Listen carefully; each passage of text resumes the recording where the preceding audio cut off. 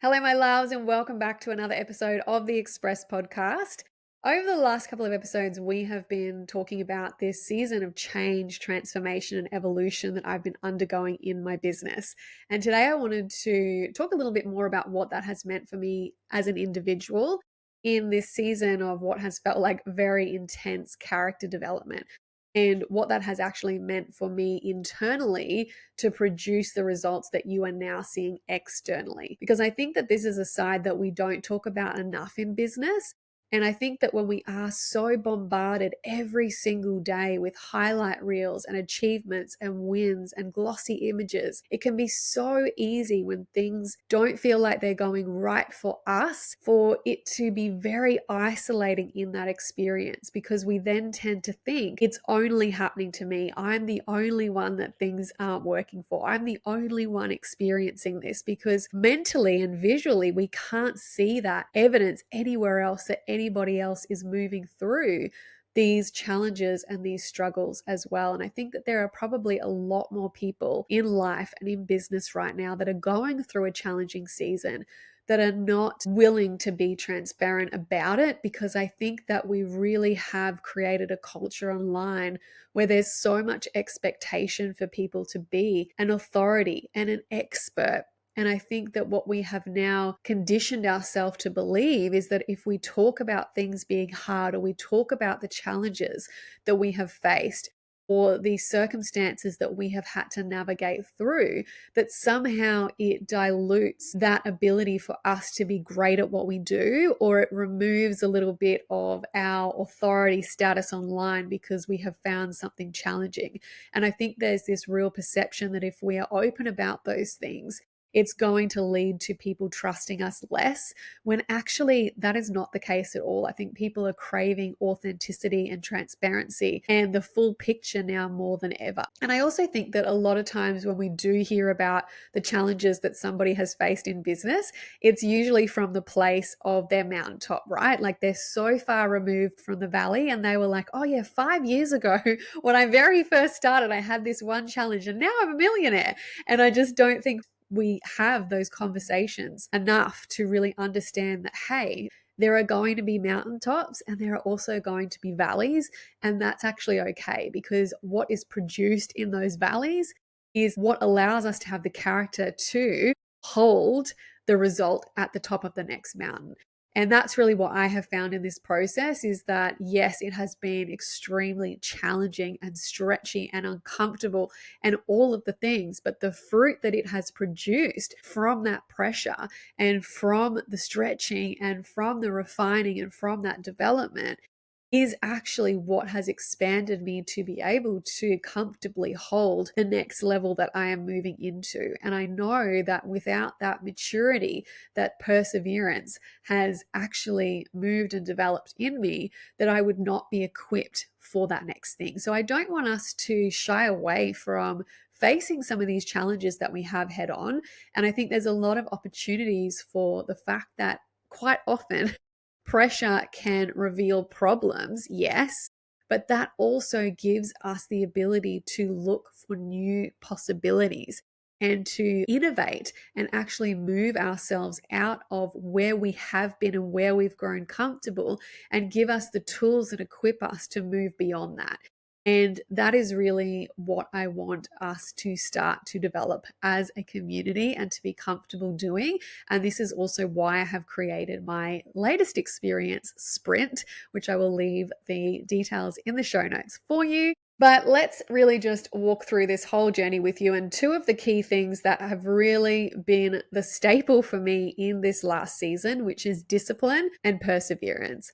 And through that, we're really going to explore making these type of decisions that nobody claps for and that nobody's ever going to see, and that aren't the sexiest, most glamorous things to talk about, particularly in the online space. And it's quite often the things that people really want to shy away from. One thing that has been really abundantly clear to me in this last season is that everybody is looking for the easy route. Everybody is looking for the quick win, and nobody seems to be willing to really put in the hard yards and really develop a foundation that is actually going to sustain them for what they say that they are called for. And I am guilty of that too. I think that that is something that we just naturally desire, right? And I do think, again, that this online climate has fed so much into that, where we are just constantly fed with these like, well, if you just do these 3 steps, you're going to be, a 6-figure entrepreneur overnight.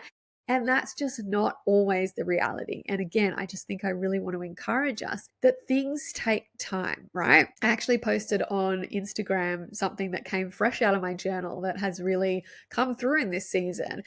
And that is that God is not in a rush. You are. And your calling is not offended if things take time, because sometimes the time that it takes is actually the character development, and it's actually producing the qualities and the maturity that is needed for you to carry the next season or to carry your calling. And sometimes, yes, that takes longer than we would like. And sometimes, yes, we've got to be patient with that. And sometimes, yes, we have to persevere. And sometimes, yes, we have to look at some of the things that we are engaging in and indulging in that is actually not allowing us to move forward.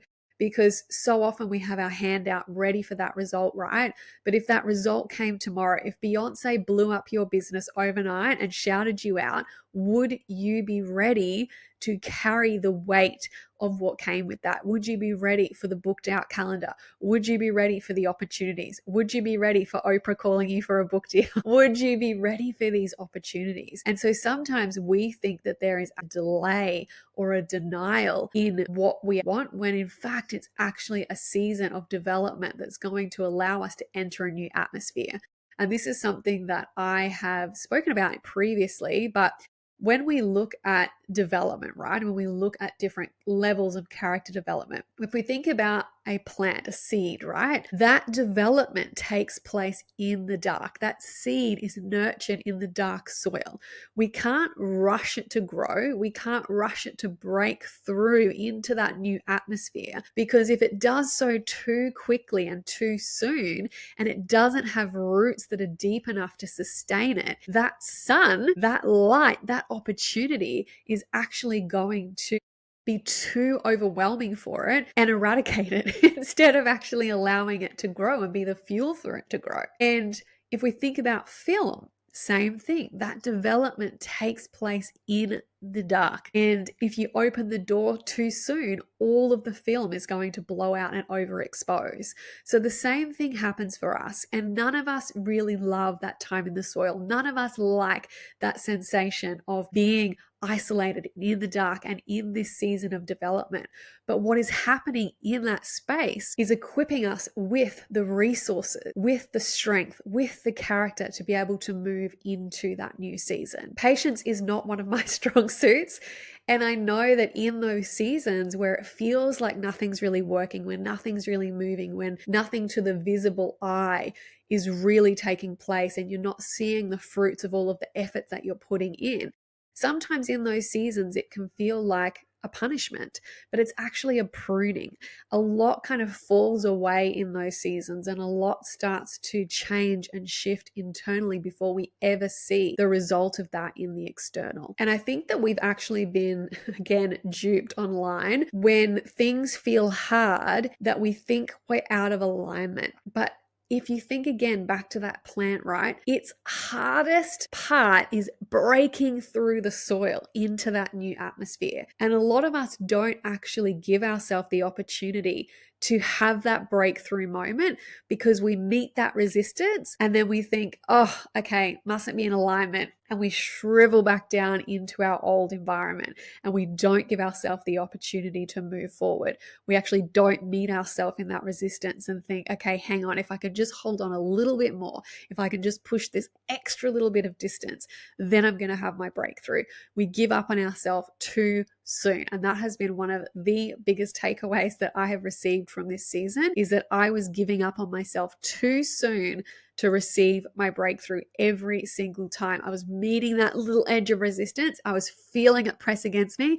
And I was like, oh, this is hard. This is hard. I'm not going to do it. I didn't even want it anyway. It's not even in alignment. I'm just going to like drop back again and I'll wait again. I'll recoup. I'll have a little rest period and then I'll come back and I'll try again. And I was missing out on that opportunity to really see what I was made for in those times of perseverance and in that last little stretch. And I wanted to read to you the definition of perseverance. It's persistence in doing something despite difficulty or delay in achieving success. And this season for me, I have stepped away from human design being the main thing. I've put that as a tool in my toolkit rather than it being the face of my business and my brand. And with that has come a creative stretching. It's meant that I've had to use old skills again that I haven't used in a while, skills that I'm comfortable with in a new way. And it's kind of just stretched me into this new identity, this new era, this new creative challenge that's been presented to me. And I've had to really accommodate all of that in a new way and really hold the sensation of that new level of stretching and that new level of discomfort within me to reach this new level of my business. And that has led to things being slower than normal. And it has led to me having so many doubts and so much questioning about whether I'd made the right decision, whether anybody would even want to come with me into this new era, into this new journey, whether my new offers were things that people were actually excited by, as excited that I have been about them. And so it has led me to have a lot of questions and have a lot of doubts, and needing to hold myself and carry that through all of that anyway, and believe in my vision, believe in the direction that I'm heading before anybody else was willing to follow me, before anyone else maybe gets it, before anyone else is willing to come to the party, or before anyone else really wants to move with me. And that is really leadership, right? It is holding a vision before potentially people understand what you are doing and before anyone wants to come with you. And it's doing things that don't often make sense to the majority of the population. And that is where I think this season of perseverance really builds maturity, emotional maturity, spiritual maturity, even physical maturity, right? Because you are expanding your nervous system to hold the discomfort of things not potentially working how you expected, or how they've worked in the past, or what you're used to. And in that time, you're really choosing to stay when it feels uncertain. You're choosing to lead when it feels quiet, when there's no applause, when nobody's acknowledging what you're doing, right? And that can be really hard and it can be really uncomfortable. But I think this is where we really have to have a foundation that enables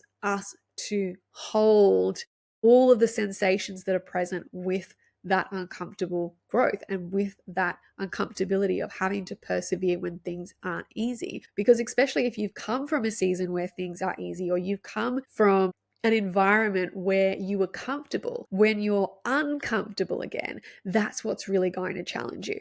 And the docuseries that inspired my latest experience, called Sprint, Create Like an Athlete, is based around these 100 and 200 meter sprinters that are heading to the Olympics. And one of the main characters, Noah Lyles, he was the undisputed 200 meter world champion. And he decided to take a risk and enter into the 100 meter race. Now, what that meant for him is that his body, his mind was equipped to run that 200 meter race. He knew how to get off the starting blocks. He knew how fast he had to run. He knew when to push into the corner. He knew how to come home in that finish line. He knew how to have the mastery of himself through that race. That became easy. That was his comfort zone. He knew he was going to win that race if he entered the 200 meters. When he stepped into the 100 meter, though, that required an entirely new level of belief in himself. It required an entirely new level of muscular sculpting, a different mindset. He had to really practice and put in the reps of just getting off the starting blocks over and over and over again, because he needed to explode off the blocks in a way that he didn't need to do in the 200 meters. And he couldn't coast anymore. He didn't have the ability in that season to be complacent, because he had half the time to achieve what he was doing before. And so for all of us in life, in business, there's going to be a moment where we meet the edge of our 200 meter and we commit to a 100 meter, whatever that looks like for us. But it's going to require us to develop a new mindset, a new structure, a character structure, and also going to develop our skills and our strengths in a new way. And we have to be willing to take a risk in order for that to happen. And I think that that is something that I see more and more and more people hesitating to do. And I personally am just so tired of seeing women sit on the sidelines of their dreams because they're too afraid for it not to work out the way that they wanted. Yeah, that was a huge gamble. Like, he talks a lot of smack and he really talked himself up big. He was this 200-meter champ. So to step into that arena, there was a chance that he could lose and that he would lose face as well. But he still did it anyway. And I think that that is the attitude that some of us have to have when we're stepping into our business, is that we are going to have to take a risk sometimes to do things that we may fail in, that it might look foolish, that it might not work out the way that we want. But do we bet on ourselves anyway? Can we actually back ourselves in the process and say, you know what, whether I win or I lose, I learn. And that is something that is going to carry you through every single season, because the more that you do that, the more that your character is strengthened to be able to equip you to move into arenas, into rooms that you didn't even know that you had the capacity to do, but now you're equipped for. Now you're strengthened for. And that is going to open up a pathway to your destiny. It's going to give you the character to hold your calling. And so, yes, perseverance has been a very big theme for me this season, because I have been moving into my own version of the 100 meters. You know, my business before was the 200 meters. It was the thing that was just working effortlessly, easily, on repeat. It was something that I knew inside out. I knew how to do. I knew the messaging. I knew how to talk about it. I knew people were interested in it.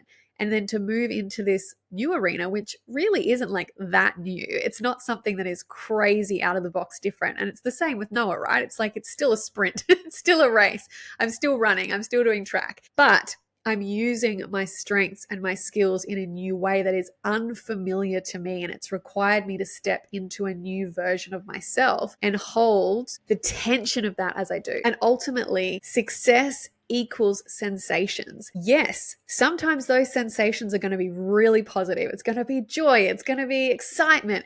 And sometimes it's going to be disappointment. Sometimes it's going to be discomfort. Sometimes it's going to be challenges and questioning yourself and doubting yourself and sadness and all sorts of different things that are going to move through. But can you hold it and stay in the game anyway? That is the question. And that really is what perseverance is all about, is can you stay when the results aren't instantaneous, when they don't match your expectations? Because I think, again, and I'm going to keep banging on about this probably all episode, but what we see online is instant success. We're constantly pressed upon that speed equals excellence and speed equals success. And sometimes it's actually endurance equals success, persistence equals success, time equals success.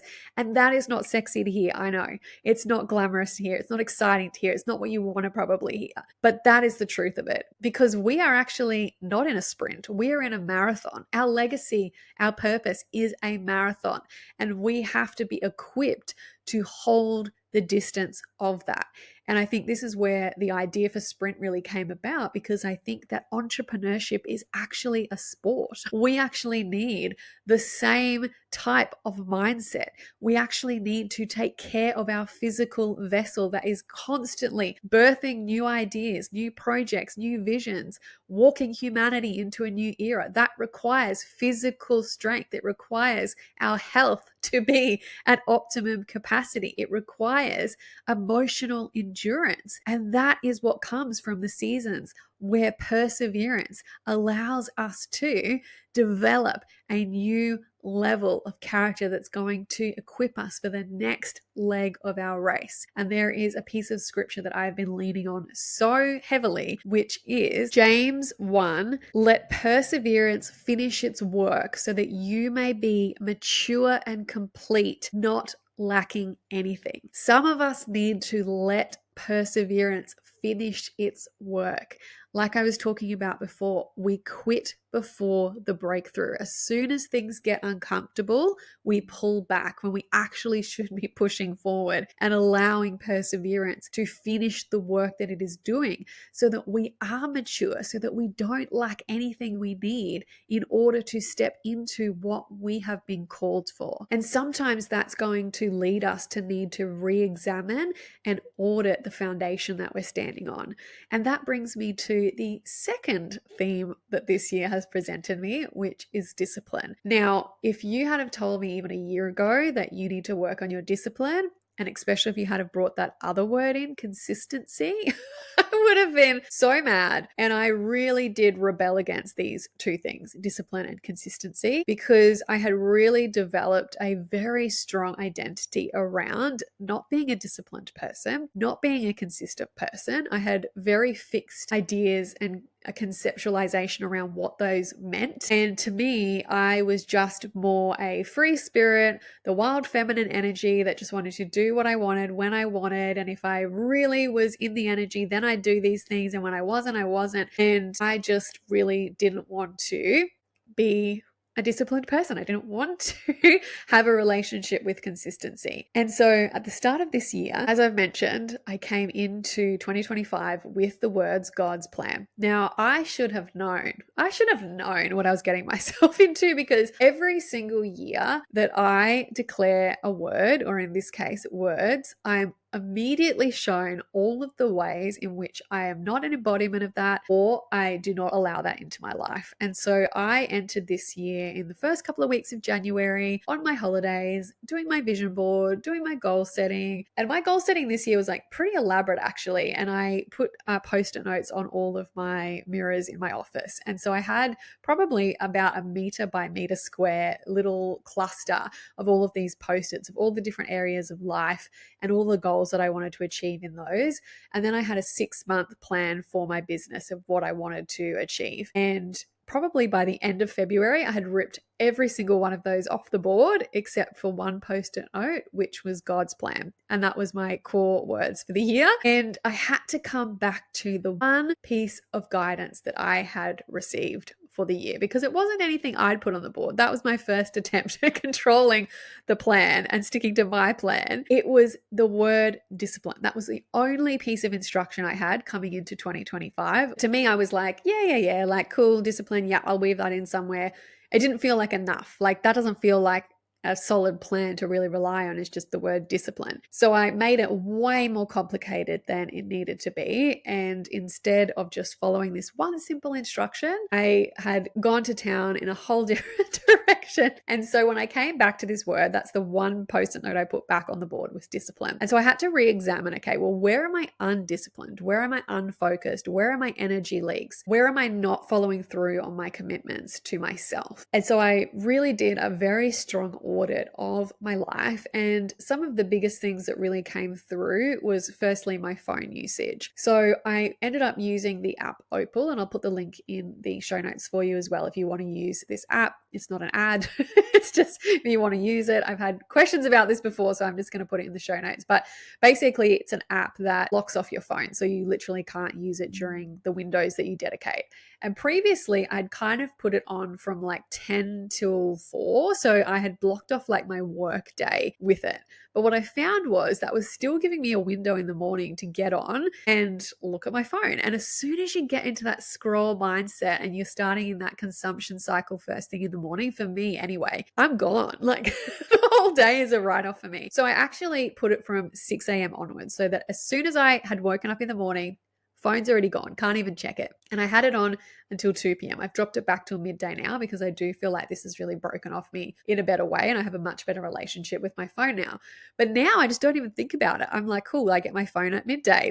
And so that time actually allows me to have quiet time in the morning, in prayer, in devotion, and really actually reshaping my entire day built upon moving my body. That was something I really wanted to do as well. So I started moving my body every single day. So I'd go for 2 walks a day, and I also move my body in a physical way every day. It doesn't have to be the same thing every day. Sometimes it's just 15 minutes. Sometimes it's 30 minutes, like whatever it might be, but I am committed to actually physically exerting my body beyond the walk. And so that actually gave me the opportunity to do that, because what I was noticing is when I had my phone in my hand in the morning, I was kind of eating breakfast, and then I was watching my little Snapchat stories, and then I was sitting on the couch, and I was just sort of in these tiny little patterns of complacency, where when I actually removed the phone out of the picture, then I was like, okay, cool. Like I get up and I do my rituals, and then I go for my walk, and then I come back and I move my body. I have my shower. I get into my creation for the day. And because I'm already so inspired by the feeling that I've had in my prayer time, in my devotional time, in going for my walk, listening to a podcast, whatever it might be, by the time I get to my desk, I'm so much more inspired to create. So they were 2 really big things, was the commitment to moving my body, the commitment to eliminating my phone. That has also led to me sleeping better, waking up earlier.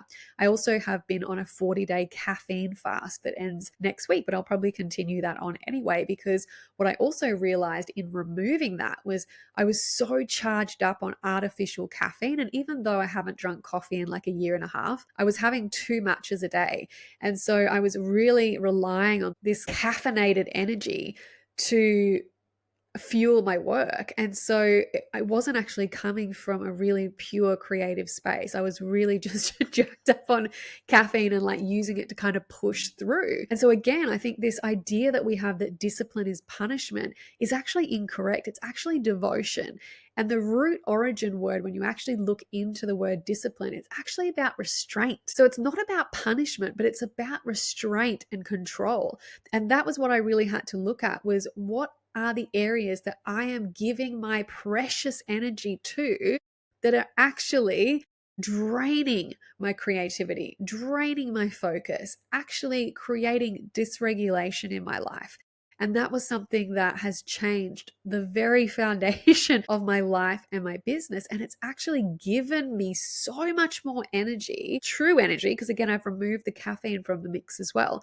So it's given me true energy. It's improved my focus. It's improved my sleep. I have created more in 5 weeks than I did the previous 5 months combined. And I didn't do that by doing any more. I didn't do it by blowing out my energetic boundaries. I didn't do it by pushing past my capacity or doing something that wasn't authentic to me or working in a way that wasn't true for me. I just cut out the things that were draining my time, draining my focus, draining my energy, and draining my creative fuel. And I replaced that with nourishment and sustenance that fed my creative fire. And that has led to such an increase and overflow in my business. But that came from discipline. And discipline really is just devotion. Are you focused on the things that truly matter? Or are you allowing your focus to be spread and dispersed to all of these different things and then saying, I don't have enough time, I don't have enough energy, I don't have any ideas? When in fact, if you actually just removed all of the stimulus that's clouding your creativity, you would have more than enough to draw from. And so I really want us to start to reshape this idea that discipline means pushing or punishing, because it doesn't. It actually is this beautiful type of perseverance and persistence that allows us to actually honor ourselves even more. And I've actually taken better care of myself in this season than I did before I started implementing discipline. I am so much more diligent now around filling my cup up, making sure that I'm doing the things to honor my physical restoration. And one of the things with that as well is that recovery is also part of the creative process. And you have to be disciplined to prioritize recovery and replenishment. That actually requires discipline too. And so I have been more intentional about taking care of myself in the creative process as well. And one of the things that I also identified in this season of being matured by perseverance and rebuilding a more solid foundation through my discipline within myself was that I was actually actually allowing my belief around my own energetic capacity as a manifester, although yes, I do work in surges and periods of rest, I can now see that actually a lot of my energy was being drained by low priority tasks and things that just really didn't matter. I was actually taking my foot off the gas way earlier than I had capacity for. And so I was really actually feeding into these cycles of complacency through just saying to myself, oh, I think it's just time for a rest, or just having a little rest day today, when actually I was in avoidance to doing what I needed to do. And also, what I've realized in this process as well is that some days I'm just not going to feel like it, and that's okay. And it's in those moments that sometimes, yes, I don't have it in the tank, and that is okay. And on those days, yes, of course I rest. Of course I take that time for myself. Of course I go and refuel. I adjust the workout. I just go for a walk. I don't do the creative work, whatever it is. Like sometimes you really know when you just don't have it. And then other times you actually do have it, but you just don't want to do it. And you're actually avoiding it. And so that was what I really noticed in myself was, what does it feel like to actually not have it? And what does it feel like to just not want to do it? But you actually do have the capacity to do it. And if you actually just push through, you'd feel so much better about yourself. And so that has really reshaped and rebuilt this whole new understanding of what is actually my energetic capacity? What actually can I achieve, particularly when I am disciplined and I stop spending my energy on all of these unimportant things and really just refocus on what actually matters, what's actually going to move the needle, what I'm actually passionate to do. And that has just built this entirely new creative ecosystem around my whole business, but it's also redefined what I even believe about myself and what my capacity is and what I believe I'm capable of achieving and where I know my finish line is and where I know that my capacity can extend to, because I have retrained myself to be like, oh, okay, let's really start to pay attention to what is actually the end of that marker for me, and when do I know, okay, cool, I'm going to have to pull back now, and when have I actually just reached that point in the race where it would be easier to just peel off and go grab a Gatorade than actually complete it.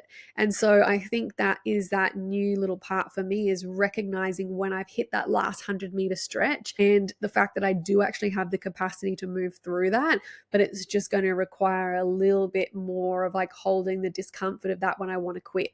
And I noticed that pattern start to play out everywhere, even in my workouts, right? It's like when they're doing the countdown and they're like 5, 4, and I would just stop at 4. It's like, girl, like you could have done the last 3 reps. And sometimes I would then catch myself in that pattern and I would correct myself and be like, no, okay, get back in. You're going to do those last 3 reps, just to start to train my mind of like, stop giving up right before the end. Like stop giving up right before the finish line and actually just commit to following through. And that has really, really, really reshaped so much within myself. And so I think the reason that I really wanted to bring this human design piece in is I think that sometimes we can also come into agreement with parts of our design that actually become limitations. And I think that's where we have to be really discerning of like, okay, yes, great, this can be truth. And also it can start to feed into another story that's actually limiting me from my greatness and from my potential. And what do I actually need to do in order to stay on top of that and not let it become another limitation or another story or something that I can use as an excuse to hold myself back when actually I do have it in the tank. I'm just uncomfortable. I'm just in a new arena. I don't want to do it. And so I'm actually just using that as a like, yeah, you know what? I'm just going to wait for the invitation, or you know what? I haven't responded to anything in a while. I'm just going to chill. Just going to wait for that response. And so we just like feed into all of these stories where it's like, actually we can be more proactive in that. And just noticing it's like, when is it true and when is it actually an excuse and a reason that we're using to actually keep ourselves comfortable and keep ourselves in our version of the 200-meter race that I was speaking about before, rather than actually pushing ourselves to move into that 100-meter race, even though we know we're equipped, even though we know we can do it. We just know it's going to be uncomfortable and we just don't want to do it.